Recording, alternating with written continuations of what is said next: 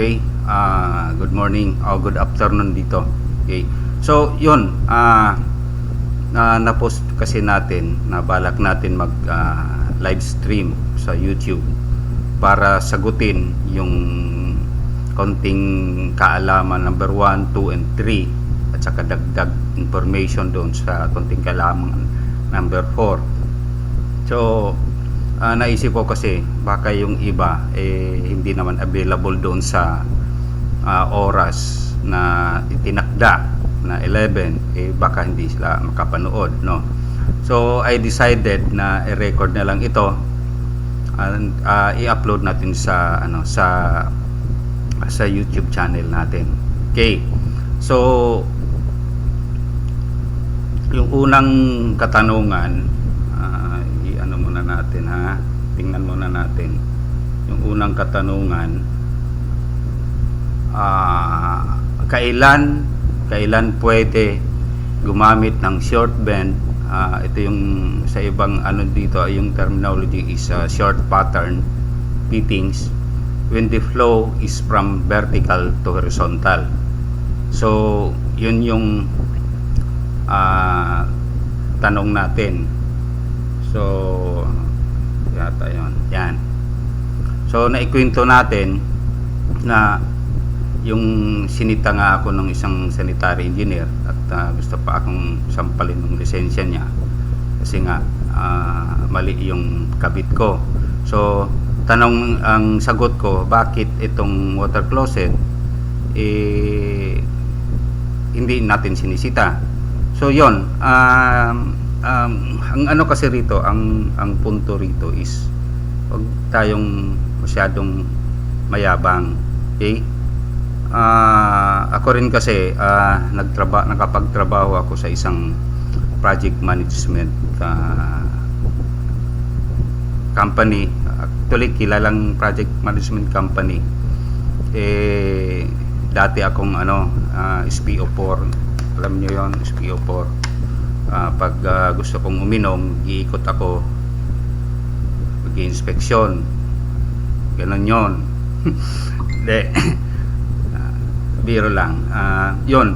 Ang mahirap din kasi pag naka nakatagpo ka ng paano nga kung si ama ang nakatagpo mo at kulang ka sa bala, nganga ka, di ba?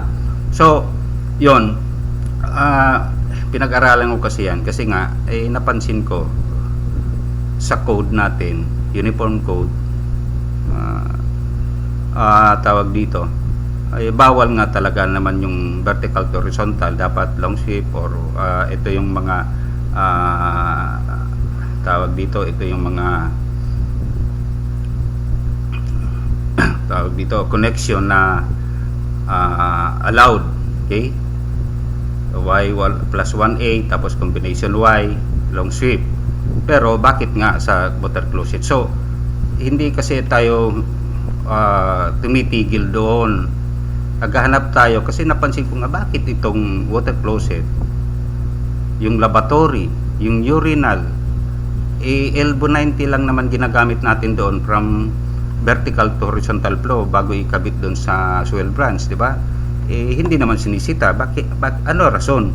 So hindi tayo tumigil diyan para at least tawag dito, makabanggaman tayo or may magtanong man sa atin, hindi kaya hiya, lisensyadong tubero tayo, masasagot natin technical. Okay? So ito yung sagot.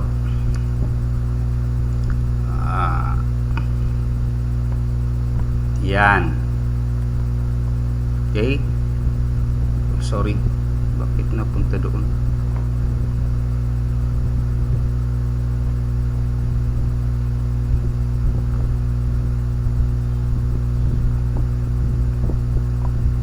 Yan. Ito yon. Short pattern fittings are permitted in drain piping for individual fixtures. Yan. Ito yon. Paano ba ito i-edit?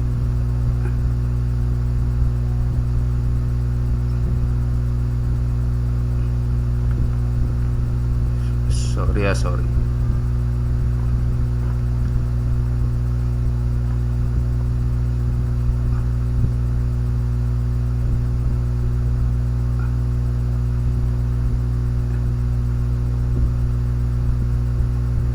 Okay, sandali ha.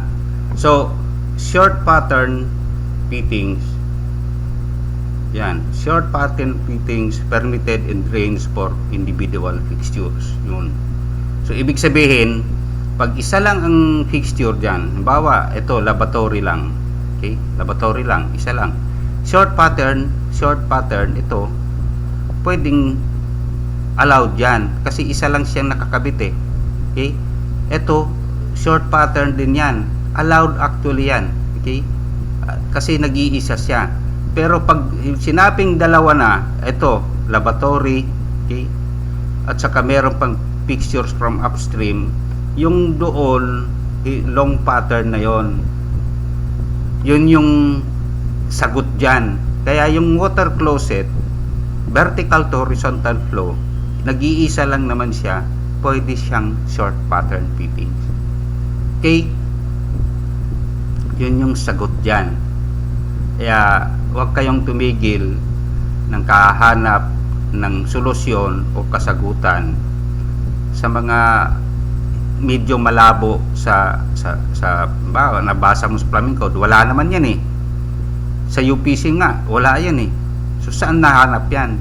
Doon ko nahanap yan sa narinig ko yan doon sa nanonood kasi ako ng Korean telenovela yon. Yon, makinig kayo sa mga drama, sa radyo, yan, baka makahanap kayo ng mga solusyon. Okay? So, hindi nagtatapos yung ano doon kasi bumuelta itong inspector kasi nga napahiya siya. Okay? Napahiya siya. Siguro nagbasa rin ng comics.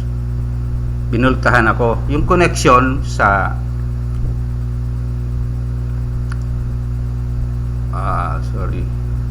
yung connection doon sa laboratory,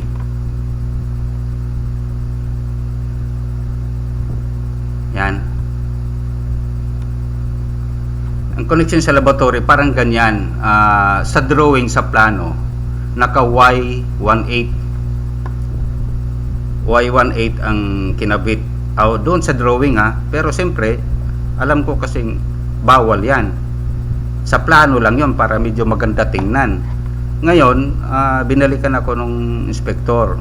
Sabi niya, bakit sanitarity lang ang kinabit mo dyan? Sabi ko, sir, bawal naman yung Y18 yan eh. Ano sinabing bawal? Sabi niya, pag ano yan, pag hindi mo pinalitan yan ng Y18,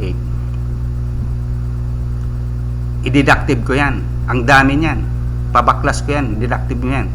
Sabi ko, sir, magbasa ka kasi ng comics, ha? Kasi baka mapapahiya ka na naman. O bakit? Sabi niya, bakit? Nasa plano, as per plan tayo eh, di ba? As per plan. Sige, basa. Sabi ko, long pattern fittings are not permitted, ha? Number 2, permitted to connect fixture trap arms to vertical drain, and bent piping, because the bent opening at the end of the trap arm, at the end of the bent opening at the end of the trap arm, yan, bent opening yan, will be below the wear of the trap, ito, causing the trap to self-siphoning. Yon. Okay? So, nasagot na natin. So, dagdag konting kaalaman yan. Yun yung mga explanation dyan. Okay? So, another, ano ba yung pangalawang ano natin? Kalaman to, bakit sinasuggest ni AMA na alisin na lang sa Revised National Plumbing Code of the Philippines ang fixture unit table for determining water pipe and meter sizes, chapter 6. Okay? Sapagkat ito ay hindi applicable sa Pinas. Patunayan ko, hindi applicable sa Pinas. Ano ba yun? Okay, ito yon. Ginamit lang natin yung Uniform Plumbing Code ha, kasi medyo malabo yung sa Revised National Plumbing Code natin. Do photocopy naman yan. So bago ang lahat, meron pala akong advice sa konti. Okay. Edit Pro. Yan. Meron kasi akong nakikitang plano. Pag 1/2 ang gusto nilang sabihin, ang ginagawa nila 20 mm ang nilalagay nila, 1/2. Ito 20 kaagad ang nilalagay. Hindi po 'yon kasi ang sabi nila PPR kasi yan kaya 20. Hindi 'yon. Hindi ganon kasi you're the designer, supposedly ang nilalagay mo sa plano is the nominal size, yung inside diameter. Okay, ito yon, ito yan nasa ano yan. So yon, bakit ko nasabing hindi pwede itong table na to, fixture unit table for determining pipe and meter sizes. Okay, una-una tingnan mo rito, meter and street service in inches yan kasi sa amin nga sa States English system kami meter and street service. Ito yung itsura niyan. Sana ba yan? Ito yung distribution main.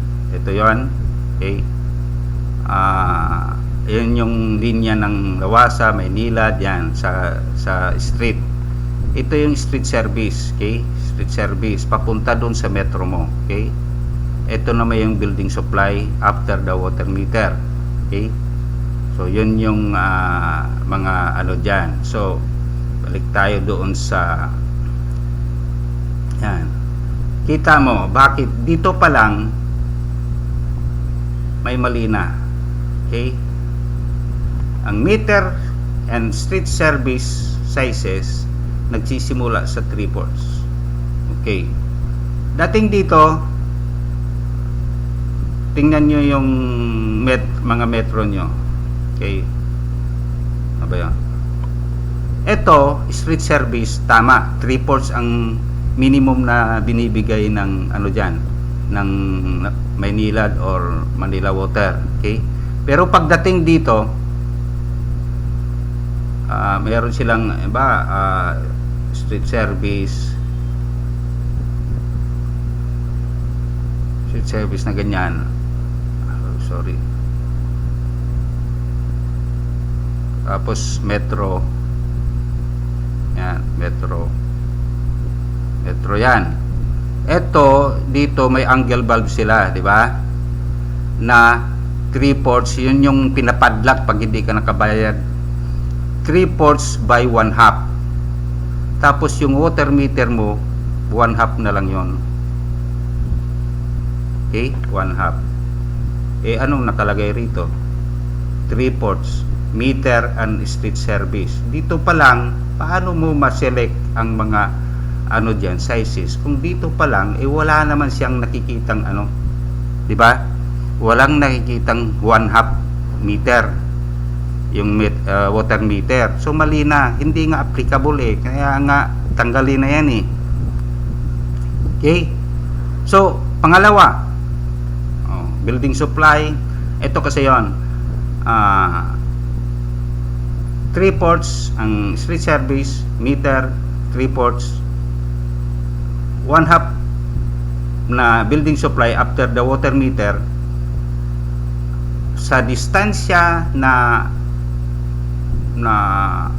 40 feet or 12 meters. Okay, inches ano yan dito, ito feet, ito meters.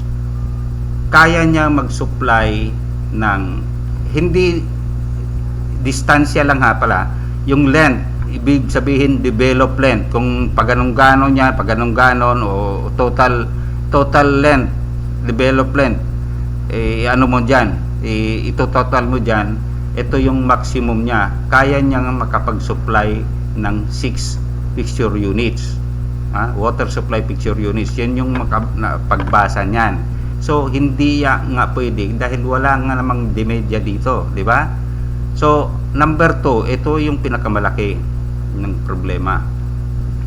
Yung sabi ko nga sa inyo, ilang napudpod yung daliri ko, mapupudpod pala yung darili nyo, kadadayal, katatawag sa Maynila at saka sa Manila Water para kunin yung pressure range at the main, kasi nandito nga kailangan ito. Yan, halimbawa pressure range, ito yung pressure range na nahanap ng table 30 to 40 psi para magamit mo ito sa sizes. Ito naman, pag ang pressure range dito is 40 to 60, ito namang table na to ang gagamitin mo sa pag-sizing. So, hindi nga sila makapagbigay ng pressure range doon sa tapat ng project ninyo. Alam nga namang huhukayan mo pa yan, lagyan ng pressure gauge para makuha mo ito, di ba? Ilang beses na akong nag-text, tumawag kay Madam Auring or nag-text, hindi sumasagot. Kay Kibuloy, hindi rin alam. So, nagpasa-load ako kay, baka walang load si Madam Auring, pinasahan ko ng load para lang makasagot. Wala rin. So, ano yung gamit nito? Ano yung gamit niyan? Tanggalin na yan sa plumbing code natin kasi wala yung silbi dito. Okay? Yun yung sinasuggest ko. Lahat naman kasi hindi naman masama mangopya kasi hindi naman, wala naman tayong kakayahan din talagang gumawa ng sarili nating mga ganyan mga table. Pero isipin natin kung iyan ba'y applicable sa Pinas. Okay. Yan nga gusto ko ring malaman, yung Uniform Plumbing Code ng Sanitary Engineers of the Philippines, kung baka kinopya rin nila ito na hindi naman pinag-isipan. Okay? So yun yung sagot dyan. Okay? So much for that. So yun, ano pa yung pangatlo natin na tanong. So konting kaalaman 3, bakit natin ginagawang ito 4 inch yung soil pipe horizontally installation natin kung may water closet and less than 35 drainage fixture units lang ang load, na kaya naman pala ng 3 inches soil pipe as per revised National Plumbing Code. Kahit na sa Uniform Plumbing Code, kahit sa anong code, yun yung nakalagay. Ito yon.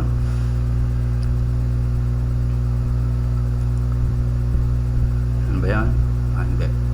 Sorry. Yan. Ito yung table sa Uniform Plumbing Code, pero pareho lang din yan. Photocopy yan sa atin. Maximum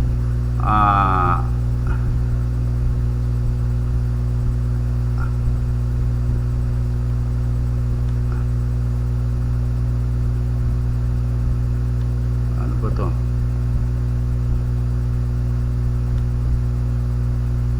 Tayo na. Sorry.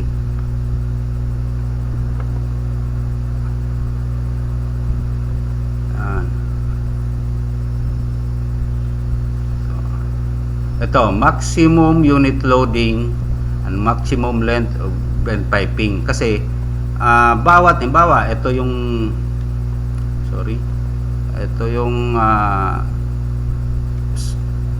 stock mo.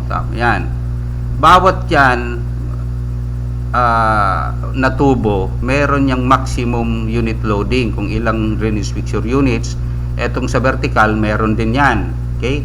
Yan, vertical at saka horizontal. Okay? Ngayon, pag nakakita tayo ng water closet, kaagad naglalagay tayo ng D4. Samantalang dito, sinasabi ang D3. Ang D3, horizontally installed, kaya ng 35 fixture units. Ilan fixture units lang ang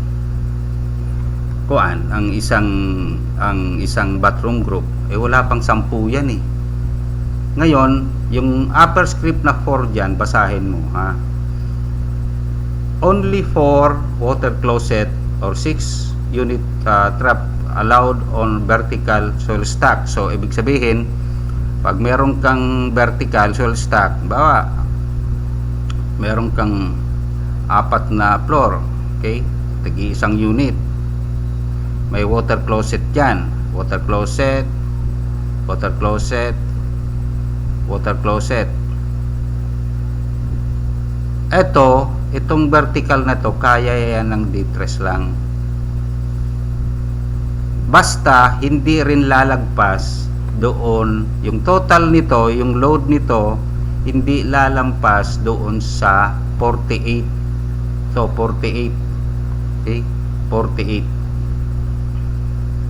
Napakaraming ebak yan, okay. Bakit D4 ang nilalagay natin? Ngayon, sinabi rito,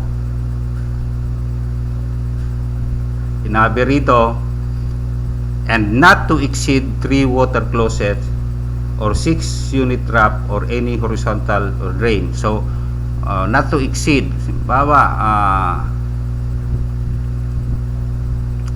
ito horizontal yan. Ito pwede yang may 3 water closet, okay, water closet 3, not to exceed water closet, D3 lang to ha, D3 lang yan. And not to exceed 35 drainage fixture unit. So napakaraming ebak yan. Bakit D4? Sabi nila, sir, nakasanayan na. Ay, ulul, hindi ka inyero pag hindi mo nasagot yan. Bakit? Tama naman yung ginagawa natin na D4 ha. Kasi we have no choice tayo eh. Ngayon, sabi nila, baka bumara. Paano babara yan? Ang trap size ng water closet is D3 as per standard sana. Yung ano pa nga, ang actual nasa 2 lang, 2 media. Pag lumusot yan doon sa water closet, lulusot na yan dito sa D4 tubo or D3 na tubo, di ba? Hindi babara yan. Paano babara yan? Sige nga. So, nakasanayan, babara, hindi malaman kung ano yung sagot. Ito yung sagot. Lalabas na ni Ama. Yan. Water closet connection. Okay? 3-inch bend may be used on water closet or similar connection provided. Okay?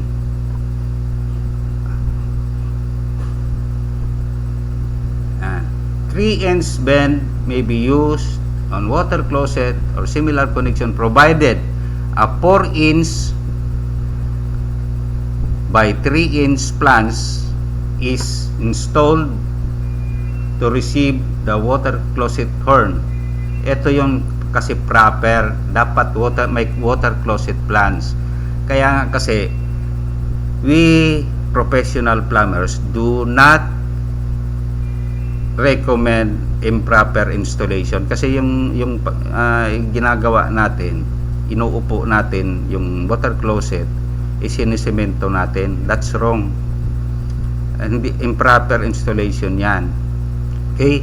Kaya nga dahil nga tawag dito, pwede sanang D3 ito, wala naman tayong fittings na ganito, di ba? Kaya D4 na ang nilalagay natin na tubo para maiupo, mailagay yung water closet flange na yan. Sa amin kasi sa stage, meron kaming ganyan na tinatawag water closet bend. Okay? Water closet bend. Kaya pag ganyan, bawa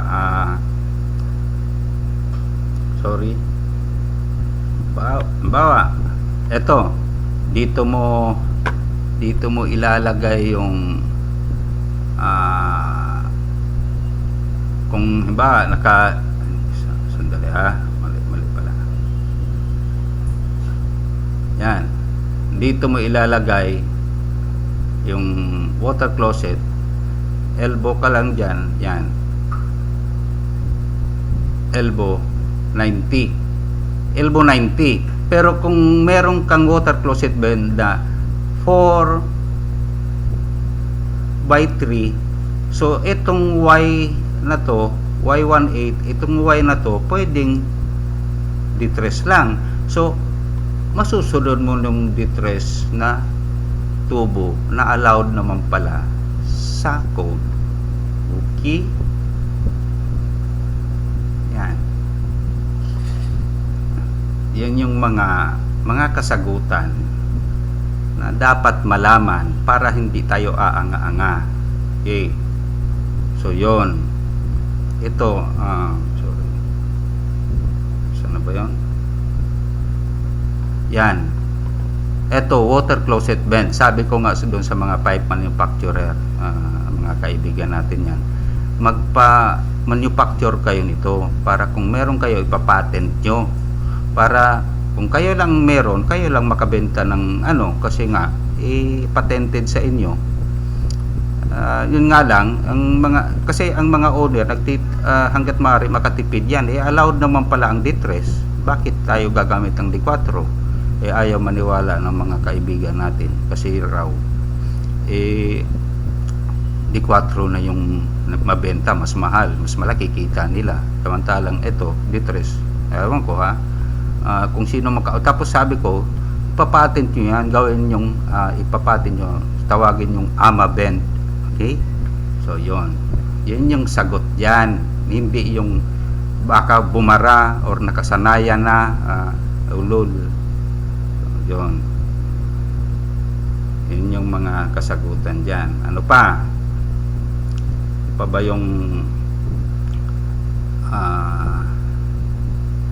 bakit ginagawang, so number 3 na yon.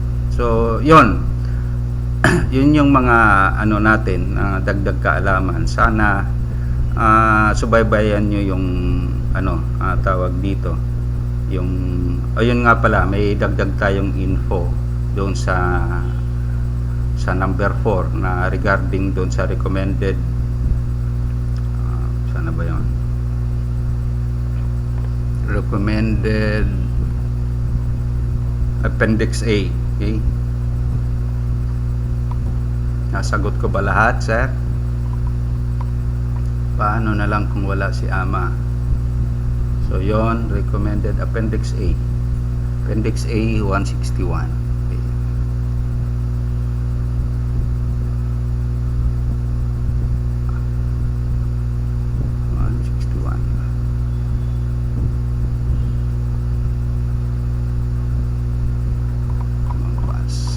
Dali meron na akong idudugtong dito. Yan, tulad ng sinabi ko, hindi rin pwede kasi yan, kasi dito may initial pressure. Okay, hindi naman tayo obra dyan, kasi sa atin kasi makita mo yung schematic natin. Yan, free flow tayo. Kaya sabi ko, wag kopya ka ng kopya, isipin mo na. Okay, yun, yan, kasi ang sample doon sa code na kinopya natin, from straight main, ito straight main, meron na silang initial pressure dyan. Naglagay pa nga sila ng PRB rito para ma-reduce, kasi nga ang pressure, kasi nga excessive pressure, bawal din yung pag lumampas ka ng 88 PSI. So hindi ang ano kasi sa atin, bawal yon direkta na may bomba, kasi mahina nga ang pressure natin. Paano pa tayo mag upbeat dyan na direkta rito? Wala tayong kakayahan dyan. So ang ginagawa, ang proper, from street main water meter papunta sa tangke, free flow, tapos saka mo ibobomba ngayon papunta doon sa system, di ba? So paano magiging applicable itong sample sa code natin?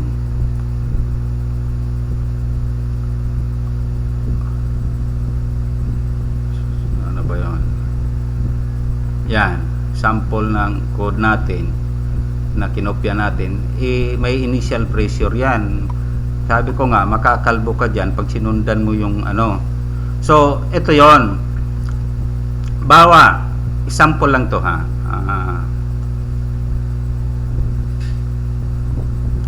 Yan. Ito yung formula pagkuha ng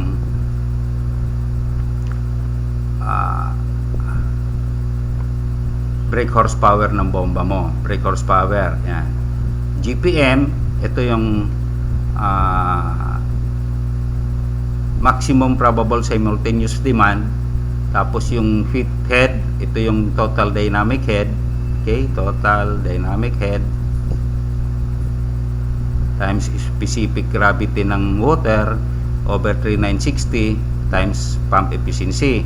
Ito kasing pump efficiency, hindi lahat ng pump 100% efficient. So may percentage diyan. Ngayon itong GPM, gallons per minute, dito yan. Yan.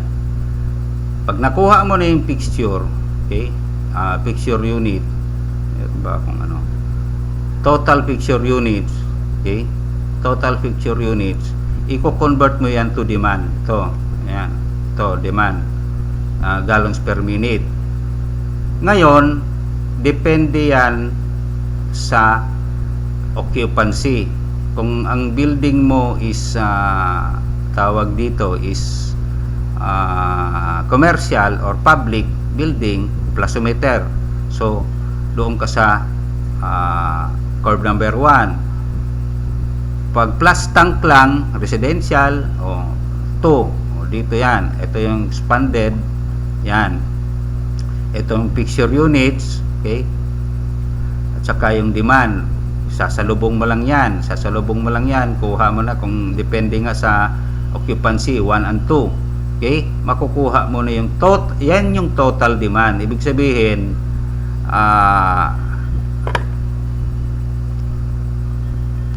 yan. Ito yung total demand niyan. Kukunin mo yung fixture units yan lahat. Yun yung water supply fixture units, convert it to demand using the Hunter's curve.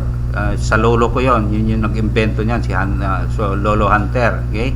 Pero hindi nagtatapos doon. Kasi nga, hindi naman sabay-sabay yan gagamitin eh. Pag yung sa formula mo rito, gagamitin mo yung GPM na to is yung total.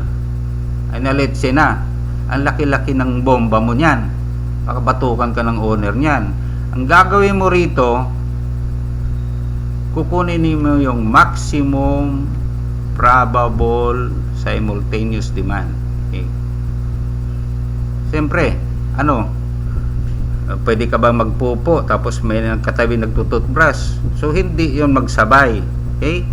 Ngayon, merong libro si Fajardo na actually na-explain ko to doon sa previous one. Balikan nyo. Kasi ang sabi ni Fajardo,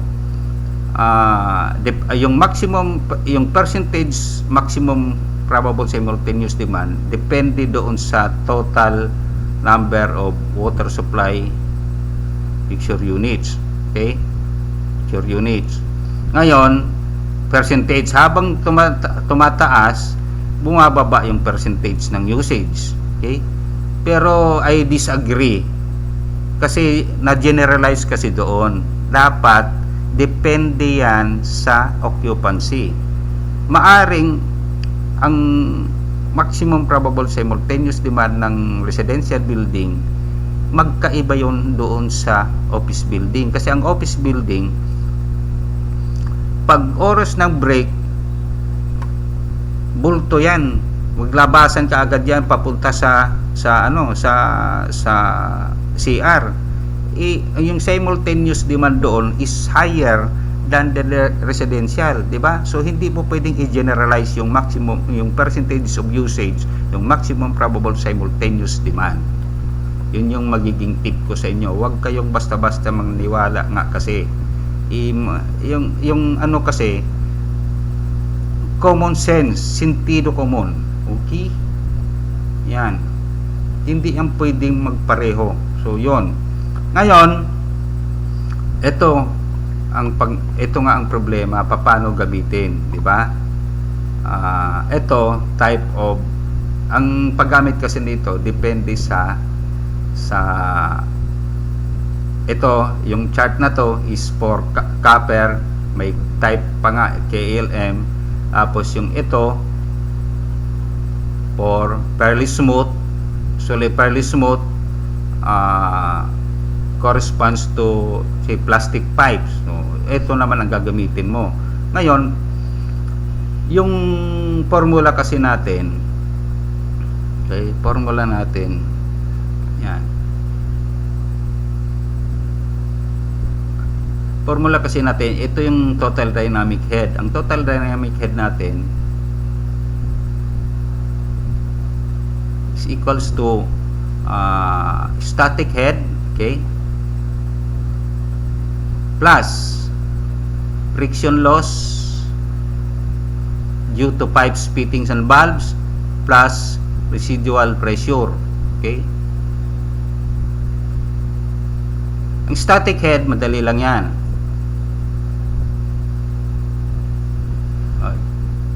Ano ba yan?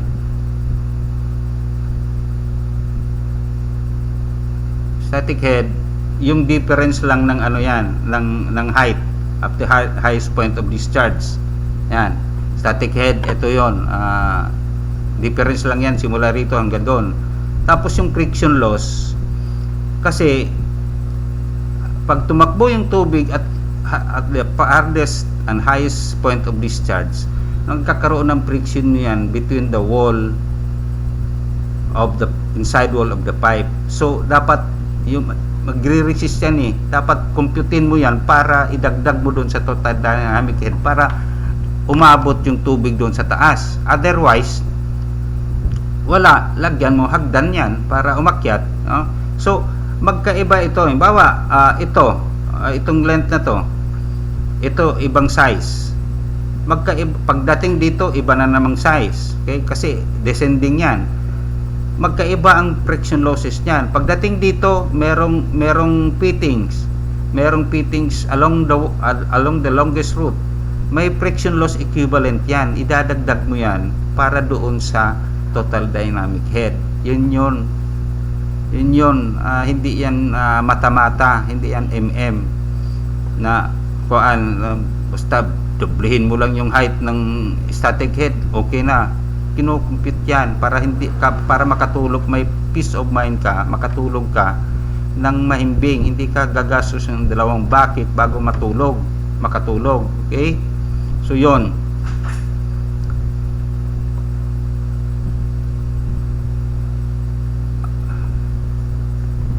Yun yung tawag dito. Kaya tayong mga master plumber, wag tayong maging kampante lang na lisensyado na tayo, kasi nga pare-pareho tayong walang alam dyan. Pumasa nga tayo, alam mo na ba lahat? Wala naman tayong formal education, pare-pareho lang tayong 3 units lang ang yun sa college, including the sanitary engineers. So tayo, tumuklas, okay? Kasi kaya ko sinishare ito, noon ayaw kong mangyari ito sa inyo dahil noon nahihiya ako sa sarili ko. Hindi ko mabuo, lisensyado, 2 lisensya, ulul, hindi naman makapag-design kasi nga kulang ang kaalaman, okay? Tinuklas natin yan. Hindi tayo kaya sinishare ko, sana wag nyong sayangin ito, okay? So subscribe, sana magbigay kayo ng ayuda, maraming nang natutuwa sa ginagawa natin. 150 lang naman. Sundan nyo lang, subscribe, ring the bell, then maraming salamat sa inyo. So yon, i-upload ko ito, sana makapanood nyo. So maraming salamat po.